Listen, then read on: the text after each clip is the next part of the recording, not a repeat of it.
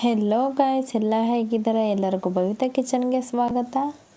ನಾನಿವತ್ತು ಕೇಸರಿ ಭಾತ್ನ ಮಾಡ್ತಾ ಇದ್ದೀನಿ.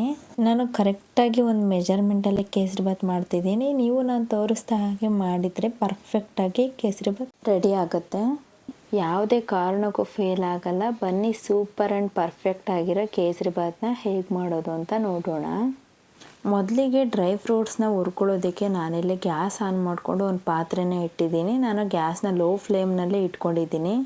ಈಗ ಪಾತ್ರೆ ಬಿಸಿ ಆದಮೇಲೆ ನಾನು ಒಂದು ಚಿಕ್ಕ ಲೋಟಲ್ಲಿ ಅರ್ಧ ಲೋಟ ಆಗೋಷ್ಟು ಸನ್ಫ್ಯೂರ್ ಎಣ್ಣೆನ ತಗೊಂಡಿದ್ದೀನಿ. ನೀವು ಬೇಕಿದ್ರೆ ಯಾವ ಎಣ್ಣೆನಾದರೂ ಯೂಸ್ ಮಾಡ್ಬೋದು. ಎಣ್ಣೆ ಬೇಡ ಅಂದರೆ ತುಪ್ಪನೇ ಯೂಸ್ ಮಾಡ್ಬೋದು. ನಂತರ ನಾನಿಲ್ಲಿ ಎಷ್ಟು ಎಣ್ಣೆ ತಗೊಂಡಿದ್ದೀನೋ ಅಷ್ಟೇ ಪ್ರಮಾಣದಲ್ಲಿ ತುಪ್ಪ ತಗೊಂಡಿದ್ದೀನಿ. ಆದರೆ ಮೊದಲಿಗೆ 2 ಟೇಬಲ್ ಸ್ಪೂನ್ ಅಷ್ಟೇ ಮಾತ್ರ ನಾನಿಲ್ಲಿ ತುಪ್ಪ ಹಾಕ್ಕೊಂಡಿದ್ದೀನಿ. ನಂತರ ನಾನಿಲ್ಲಿ ಡ್ರೈ ಫ್ರೂಟ್ಸ್ ಆದರೆ ದ್ರಾಕ್ಷಿ, ಪಂಪ್ಕಿನ್ ಸೀಡ್ಸು, ಬಾದಾಮಿ, ಗೋಡಂಬಿನ ಹಾಕೊಳ್ತಾ ಇದ್ದೀನಿ. ಇದನ್ನು ಚೆನ್ನಾಗಿ ಹುರ್ಕೊಳ್ತಾ ಇದ್ದೀನಿ. ಅದು ಸ್ವಲ್ಪ ಕ್ರಿಸ್ಪಿ ಆಗಬೇಕು, ಅಲ್ಲಿ ತನಕ ನಾನಿಲ್ಲಿ ಚೆನ್ನಾಗಿ ಹುರ್ಕೊಳ್ತಾ ಇದ್ದೀನಿ. ನೋಡಿ, ಇದೀಗ ಕಲರ್ ಎಲ್ಲ ಚೇಂಜ್ ಆಗಿದೆ. ಇದನ್ನೊಂದು ಪ್ಲೇಟಿಗೆ ನಾನಿಲ್ಲಿ ತೆಗೆದಿಟ್ಕೊಳ್ತಾ ಇದ್ದೀನಿ. ನಂತರ ನಾನಿಲ್ಲಿ ಅದೇ ಒಂದು ಪಾತ್ರೆಗೆ 2 ಲೋಟ ಆಗೋಷ್ಟು ನಾನಿಲ್ಲಿ ಸಣ್ಣ ರವೆನ ಅಥವಾ ಚಿರೋಟಿ ರವೆನ ಹಾಕೊಳ್ತಾ ಇದ್ದೀನಿ. ಹಾಗೆ ಉಳಿದಿರೋ ತುಪ್ಪದಲ್ಲಿ ನಾನಿಲ್ಲಿ 1 ಟೇಬಲ್ ಸ್ಪೂನ್ ಅಷ್ಟು ತುಪ್ಪನ ಹಾಕೊಳ್ತಾ ಇದ್ದೀನಿ. ಈಗ ಇವೆರಡನ್ನೂ ಕೂಡ ನಾನಿಲ್ಲಿ ಚೆನ್ನಾಗಿ ಹುರ್ಕೊಳ್ತಾ ಇದ್ದೀನಿ. ಅದೇ ಎಣ್ಣೆ ಮತ್ತು ತುಪ್ಪದಲ್ಲಿ ಚೆನ್ನಾಗಿ ಮಿಕ್ಸ್ ಆಗಬೇಕು, ಅಲ್ಲಿ ತನಕ ನಾನಿಲ್ಲಿ ಚೆನ್ನಾಗಿ ಹುರ್ಕೊಳ್ತಾ ಇದ್ದೀನಿ. ನಾವು ಕೇಸರಿ ಭಾತ್ ಮಾಡೋದಕ್ಕೆ ತುಪ್ಪ ಸ್ವಲ್ಪ ಜಾಸ್ತಿ ಯೂಸ್ ಮಾಡಬೇಕಾಗುತ್ತೆ. ನೋಡಿ, ಗ್ಯಾಸ್ನ ನಾನಿಲ್ಲಿ ಲೋ ಫ್ಲೇಮಲ್ಲೇ ಇಟ್ಕೊಂಡಿದ್ದೀನಿ. ಹಾಗೆ ರವೆನ ಒಂದು 4ರಿಂದ 5 ನಿಮಿಷ ನಾನಿಲ್ಲಿ ಹುರ್ಕೊಳ್ತಾ ಇದ್ದೀನಿ. ನೋಡಿ, ನಾನಿಲ್ಲಿ ಒಂದು 4ರಿಂದ 5 ನಿಮಿಷ ನಾನಿಲ್ಲಿ ಚೆನ್ನಾಗಿ ಹುರ್ಕೊಂಡಿದ್ದೀನಿ. ನಾವು ತುಪ್ಪದಲ್ಲಿ ರವೆನ ಹುರ್ಕೊಂಡ್ರೆ ಕೇಸರಿ ಭಾತ್ ಪರ್ಫೆಕ್ಟಾಗಿ ಬರುತ್ತೆ. ಈಗ ಇದಾಗಿದೆ. ಇದನ್ನು ನಾನೀಗ ಒಂದು ತಟ್ಟೆಗೆ ಹಾಕ್ಕೊಳ್ತಾ ಇದ್ದೀನಿ.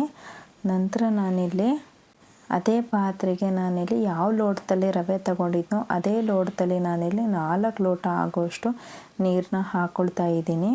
ನೀವು ನಾನು ಹೇಗೆ ತೋರಿಸ್ತಾ ಇದ್ದೀನೋ ಅದೇ ಮೆಜರ್ಮೆಂಟ್ನಲ್ಲಿ ಹಾಕ್ಕೊಂಡ್ರೆ ಕೇಸರಿ ಭಾತ್ ಪರ್ಫೆಕ್ಟಾಗಿ ಬರುತ್ತೆ. ನೋಡಿ, ನಾನಿಲ್ಲಿ 4 ಲೋಟ ನಾನಿಲ್ಲಿ ನೀರನ್ನ ಹಾಕ್ಕೊಂಡಿದ್ದೀನಿ. 2 ಲೋಟ ರವೆಗೆ 4 ಲೋಟ ಅಷ್ಟು ನೀರನ್ನ ಹಾಕ್ಕೊಳ್ತಾ ಇದ್ದೀನಿ. ಈಗ ಸ್ವಲ್ಪ ಫುಡ್ ಕಲರ್ನ ಹಾಕ್ಕೊಂಡು ಇಲ್ಲಿ ಚೆನ್ನಾಗಿ ಮಿಕ್ಸ್ ಮಾಡ್ಕೊಳ್ತಾ ಇದ್ದೀನಿ. ಈಗ ನೀರನ್ನ ನಾನಿಲ್ಲಿ ಕುದಿಯೋಕ್ಕೆ ಅಂತ ಬಿಡ್ತಾ ಇದ್ದೀನಿ. ಹಾಗೆ ಒಂದೇ ಒಂದು ಏಲಕ್ಕಿನೂ ಕೂಡ ಹಾಕ್ಕೊಂಡು ಈಗ ನೀರನ್ನ ನಾನಿಲ್ಲಿ ಕುದಿಯೋಕ್ಕೆ ಅಂತ ಬಿಡ್ತಾ ಇದ್ದೀನಿ. ಈಗ ನೋಡಿ, ನೀರೆಲ್ಲ ಕುದೀತಾ ಇದೆ. ಈಗ ನಾನು ಹುರ್ಕೊಂಡಿದ್ದ ರವೆನ ನಾನಿಲ್ಲಿ ಹಾಕ್ಕೊಳ್ತಾ ಇದ್ದೀನಿ. ನಾವು ರವೆನ ಚೆನ್ನಾಗಿ ಹುರಿದಿರೋದ್ರಿಂದ ಯಾವುದೇ ಕಾರಣಕ್ಕೂ ಗಂಟಾಗೋದಿಲ್ಲ. ಇವಾಗ ಗ್ಯಾಸ್ನ ಲೋ ಫ್ಲೇಮಲ್ಲಿ ಇಟ್ಕೊಂಡು ನಾನಿಲ್ಲಿ ಒಂದು 3 ನಿಮಿಷ ನಾನು ಬೇಯಿಸ್ಕೊಳ್ತಾ ಇದ್ದೀನಿ. ನೋಡಿ, ಇಲ್ಲಿ ನಾನು ಒಂದು 3 ನಿಮಿಷ ಬೇಯಿಸ್ಕೊಂಡಿದ್ದೀನಿ. ನಂತರ ನಾನಿಲ್ಲಿ ಅದೇ ಲೋಟದಲ್ಲಿ ಒಂದು 3 ಲೋಟ ಆಗೋಷ್ಟು ಸಕ್ಕರೆನ ಹಾಕ್ಕೊಳ್ತಾ ಇದ್ದೀನಿ. ನಿಮಗೆ ಶುಗರ್ ಕಮ್ಮಿ ಬೇಕು ಅಂದರೆ ನೀವು 2.5 ಲೋಟ ಬೇಕಾದ್ರೂ ಸಕ್ಕರೆ ಹಾಕ್ಕೊಳ್ಬೋದು. ನೋಡಿ, ನಾನಿಲ್ಲಿ 3 ಲೋಟ ನಾನಿಲ್ಲಿ ಸಕ್ಕರೆ ಹಾಕ್ಕೊಳ್ತಾ ಇದ್ದೀನಿ. ಇವಾಗ ನಾನಿಲ್ಲಿ ಒಂದು ಸತಿ ಚೆನ್ನಾಗಿ ಮಿಕ್ಸ್ ಮಾಡ್ಕೊಳ್ತಾ ಇದ್ದೀನಿ.